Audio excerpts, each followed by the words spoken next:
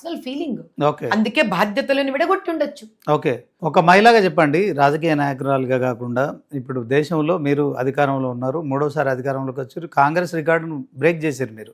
జవహర్లాల్ నెహ్రూ కావచ్చు, ఇందిరాగాంధీ 3 సార్లు ప్రధానిగా ఎవరైతే వాళ్ళిద్దరు చేశారో వాళ్ళిద్దరు రికార్డు మోదీ బద్దలు కొట్టారు. ఈ దేశంలో 140 కోట్ల మంది జనాభా ఉన్నారు, దాంట్లో 70 కోట్ల మంది మహిళలు, 70 కోట్ల పైగా, అంటే మన అంటే దేశంలో 50% పైగా ఉన్నారు. 50% పైగా ఉన్నారు. సో రాష్ట్రంలో కాంగ్రెస్ ప్రభుత్వం వచ్చిన తర్వాత మహిళల కోసం ఉచిత బస్సు సౌకర్యం కావచ్చు, తర్వాత ఈ కళ్యాణ్ లక్ష్మి లాంటి పథకాలు ఇస్తున్నారు.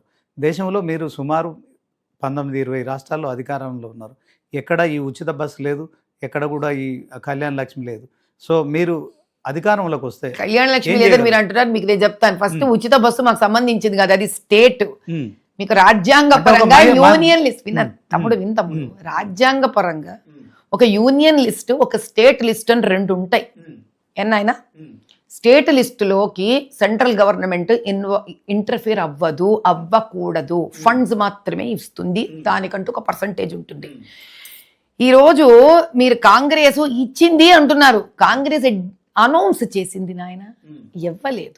ఉచిత బస్సు అంటావా, దాన్ని కాంగ్రెస్ కి చేయడానికి ఏం లేదు. మీరు ఇందాక పూర్తి చెప్పనివ్వండి. సిలిండర్ల విషయంలో కూడా మాట్లాడినప్పుడు మోదీ గారు వచ్చినాకనే కేవలం సిలిండర్లు పెట్టుకుంటారు మహిళలు అని చెప్పారు, కానీ ఇక్కడ కేవలం 500 రూపాయలకు మాత్రమే సిలిండర్ ఇస్తున్నాం. ప్రతి ఇంటికి 200, ఎవరైతే పేద మహిళలను వాళ్ళందరికీ 200 యూనిట్ల ఉచిత విద్యుత్ కూడా రేవంత్ సర్కార్ ఇస్తుంది.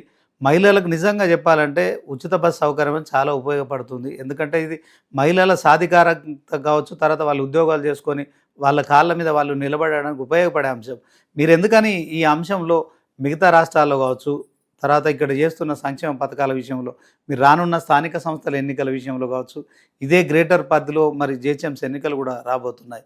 సో ఇవన్నీ చేయాలంటే మీరు ఏం చేయబోతున్నారు, మీ కార్యాచరణ ఏంటి బీజేపీ? ఇందిరమ్మ ఇండ్ల విషయంలో ఎవరైనా డబ్బులు లంచం అడిగితే ఖచ్చితంగా మాకు చెప్పాలని రెవెన్యూ శాఖ మంత్రి పొంగులేటి శ్రీనివాస్ రెడ్డి గారు మొన్న ఎండోమెంట్స్ ఆమె సురేఖ గారు కూడా ఇదే మాట మాట్లాడిండ్రు. మరి నేనే తిరుగుతున్నా కదా 3 వారాల నుంచి ఎండోమెంట్స్ ది ఎదామేది ఎదయ్యా సురేఖ గారు ఇచ్చిండ్రు కదా పెద్ద స్టేట్మెంట్, ఎండోమెంట్ ల్యాండ్ ఎవడన్నా కబ్జా చేస్తే ఊరుకోం, కోర్టు ఇచ్చిన ఆర్డర్ 2007, దిక్కు లేదు గతి లేదు ఖాళీ చేయించమని చెప్తే చెప్పడానికి ఏముందా, ఎన్ననే చెప్తారు కాంగ్రెస్ గవర్నమెంట్. ఎవడు చేస్తున్నాడు, నేను తిరుగుతున్నా కదా, రండి మీరు ప్రజావాణికి. నెక్స్ట్ వీక్ ప్రజావాణికి మీకు చేతైతే నాతో పాటు రండి. ఆ 250 ఇళ్ళు అంత లోపల చూసుకోరాపోండి. 5 ఏళ్ల సంధి ఖాళీ ఉన్నాయి. ఏ బీదవాడికి ఇల్లు అలాట్ చేస్తే 5 ఏళ్ల సంధి ఖాళీ పెడతాడు వాడు. సో డబ్బులున్నోళ్ళకి ఇస్తున్నారా మీరు అయితే ఇండ్లు? సింపుల్ లాజిక్ అయ్యా. ఎందుకు ఖాళీగా ఉన్నాయి? ఎంత వేల మంది ఇండ్లు లేకుండా బాధపడుతుంటే ఖాళీగా ఉన్నాయి. ఓకే మేడం, ఇప్పుడు ఒక ఛాయ్ వాలాగా ఉన్న నరేంద్ర మోడీ గారు దేశానికి ప్రధాని అయ్యారు. సో దాంట్లో దేశ ప్రజలు యాక్సెప్ట్ చేసిరు. యాక్సెప్ట్ చేసిండ్రంటే భలే మాట్లాడతావా? ఇక్కడేమో రామచంద్రరావు గారిని ప్రెసిడెంట్ చేస్తే లేదు ఆ మాట నచ్చలేదు నాకు. ఇంకా ఎవరు పడితే వాడు అనకూడదు ఇంకా ప్రధానమంత్రి గారిని ఆ మాట. ఏందయ్యా మీరు అంటుంటే మేము వినాలనా? రామచంద్రరావు గారిని ప్రెసిడెంట్ చేస్తే ఏమన్నారు ఇప్పుడు మీరు? బీసీ వాళ్ళని చేయలేదన్నారు.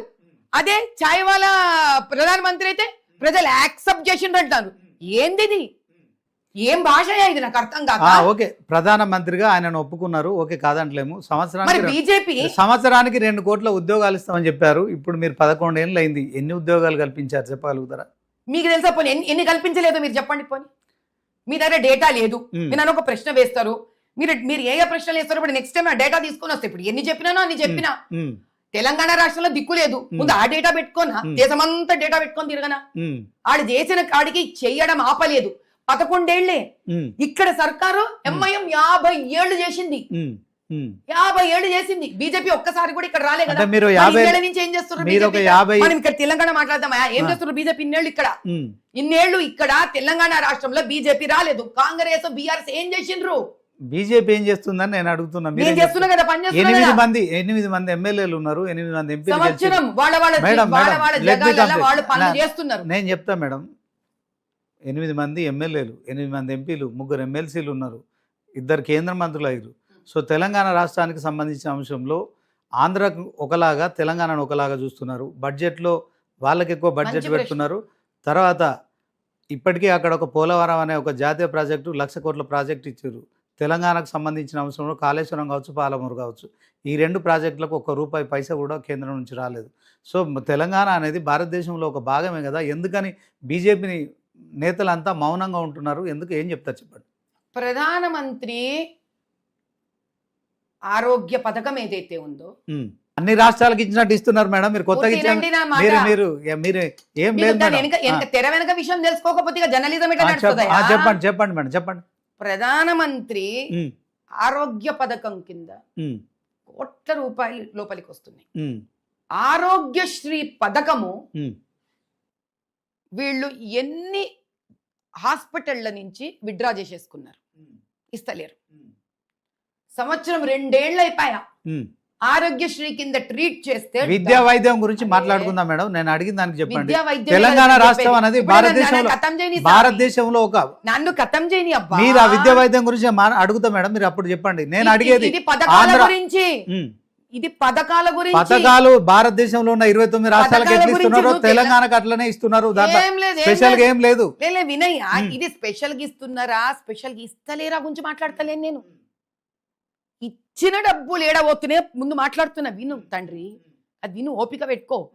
డబ్బులు ఎప్పుడైతే ఇండ్ల మీద కానీ లేకపోతే మీకు వైద్యం మీద కానీ లోన్స్ రూపంలో కానీ డబ్బులు వస్తే, ఈరోజు కేవలము రాష్ట్రం మొత్తం సింపుల్ ఒక్కటే ఒక నీ రీప్లేస్మెంట్, మోకాలు రీప్లేస్మెంట్ రాష్ట్రం మొత్తంలో 2 గవర్నమెంట్ హాస్పిటల్స్ నడుస్తుంది. ప్రధానమంత్రి ఏదైతే డైరెక్ట్ పథకాలు ఉన్నాయో హాస్పిటల్ని రిజిస్టర్ చేసుకొని ఇస్తలేరు వాళ్ళు. చేసుకుంటే ఓన్లీ ఆరోగ్యశ్రీ చేసుకోవాలి. డైరెక్ట్ గా పోనీ ప్రధానమంత్రి సెంట్రల్ హెల్త్ స్కీమ్ నుంచి ఆయుష్మాన్ భారత్, ఆయుష్మాన్ భారత్ మేము రిజిస్టర్ చేసుకుందామంటే పోర్టల్ ఎంటర్టైన్ చేస్తలేదు, దాన్ని ఎంట్రీ చేసుకొని ఇస్తలేదు.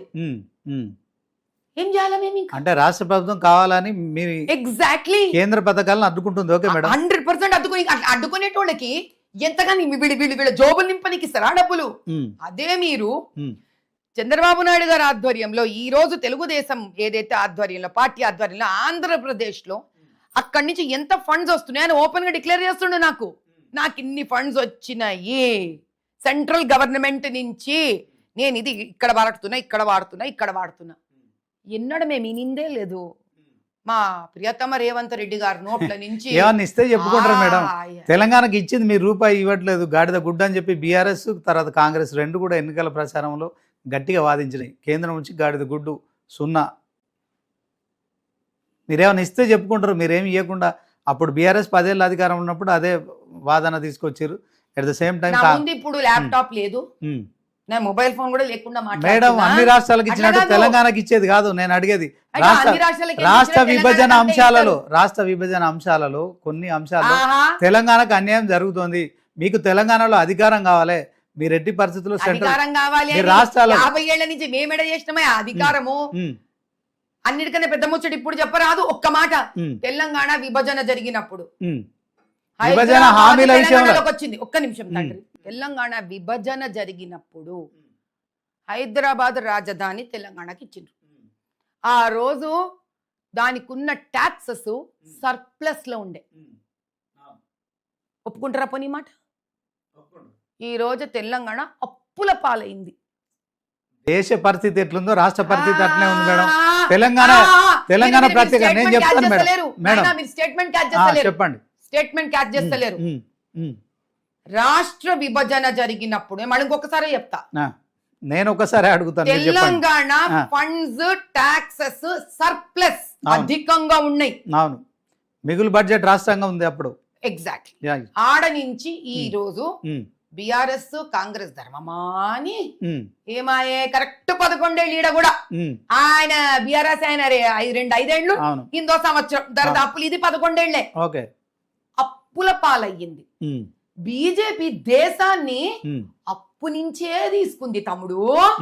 తీసుకొని ఇప్పుడు తెలుగు భాష నేనేం చేయాలి మాట్లాడని, అప్పుల నుంచి తీసుకొని ఆర్థికంగా సామాజికంగా వైద్య విద్యాపరంగా ఎస్సీలకు కానీ ఎస్టీలకు కానీ రైతులకి కానీ ఒక ఉన్నత స్థాయిని తీసుకొచ్చింది ఆర్థిక వ్యవస్థ. ఇదేంది నేనేం చెప్తే మీరు ఒప్పుకునేది కాదు, ఇది పేపర్ మీద ఉండాల్సిందే. అర్థమైందా నాయన? ఎన్టీపీసీ పవర్ ప్లాంట్ మనమే పెట్టినాం ఈడ సెంట్రల్ లెవెల్లో. ఓల్డ్ సిటీలో ఫస్ట్ టైం 2 రైల్వే లైన్స్ మేము వేసినాం. కనీసం దానికి ఇనాగ్రేషన్ కి రాలేదయ్యా. ఎంపీ ఎమ్మెల్యే ఆడ ఇనాగ్రేషన్ కి రాలే, పేరు మాత్రం వేసుకుంటూ బోర్డాడ స్తూపం వేసేసుకుంటూ ఆడ తంది. నిన్న మన అరవింద్ ధర్మపురి గారి ఆధ్వర్యంలో పసుపుది బోర్డు స్టార్ట్ అయింది అక్కడ. అరే ఎన్ని చేసినా ఇక్కడ మేం చేసుడే గాని ఒక సామరస్యంతో ఉండడం గాని. అరే నువ్వు ఇచ్చిన డబ్బులకి నువ్వు ఇన్ని ఇండ్లు కట్టినావు, బీదోళ్ళకి ఇచ్చేసినావు, ఇంకొస్తుంది నీకు. నువ్వు ఇచ్చిన కాడికి చెయ్యకపోతే మేడం టాపిక్ డైవర్ట్ అవుతుంది. నేను తెలుగు రాష్ట్రాల్లో ఆంధ్రప్రదేశ్ ఒకలాగా తెలంగాణ ఒకలాగా చూస్తున్న కేంద్రం ఉన్న బీజేపీ సర్కార్ అంటే ఏం చెప్తారు?